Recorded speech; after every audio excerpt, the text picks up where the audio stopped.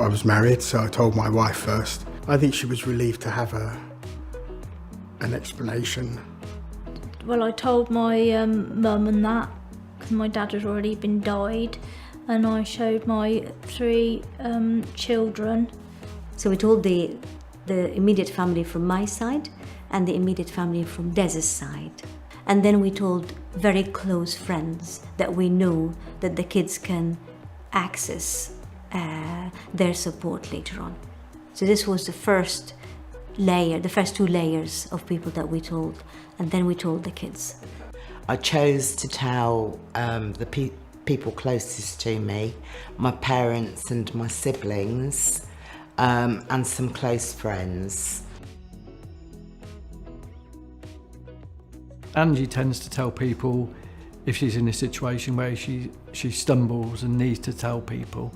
So she'll say to them, I've got dementia, I've had dementia for 5 years. And then I go and say, well, yes, this is why Angie can't understand.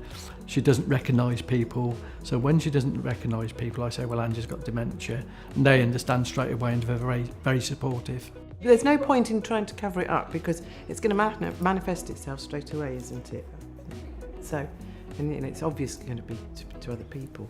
So I thought, well, I'll just have to go with it.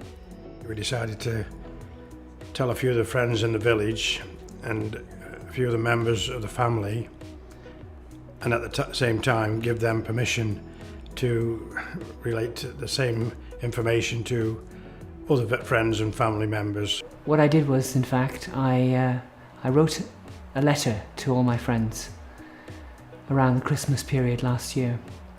And I just told people straight, this is what my situation is. This is what could happen.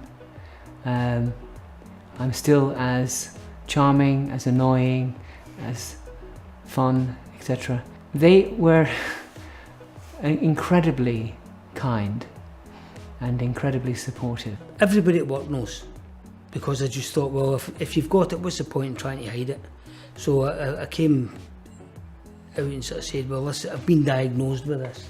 So they've dealt with that very well at work, I think. When I came to tell other people, it was a mixed review, and I found that I actually lost friends.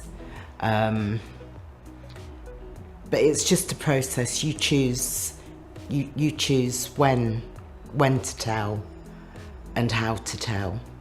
Our friends treated us exactly the same as we always were, and I was thankful for that. And they were very supportive. I think people were relieved to know that there was a reason for a change in my behaviour, a change in the way that my general manner, and I think they felt more confident knowing that there was something that they could identify with in some form. You need to share and tell people. You don't need to tell everybody, because at the same time you're still the same person you were. Just because you got dementia, it hasn't changed you as a person. It's just changed some of what you can do, some of what you can do in life. Be open to the truth. Once you try to cushion and hide, then you start making mistakes. You fail to be authentic. It's best to be truthful, best to be upfront, and deal with the consequences of that truth. On the whole, I think it's something which, if you've got it, you've got to allow other people the knowledge that the person which I was is not the same any longer. I suppose the toughest bit is the impact on the family, and but we just try and cope with that and go on with it, you know.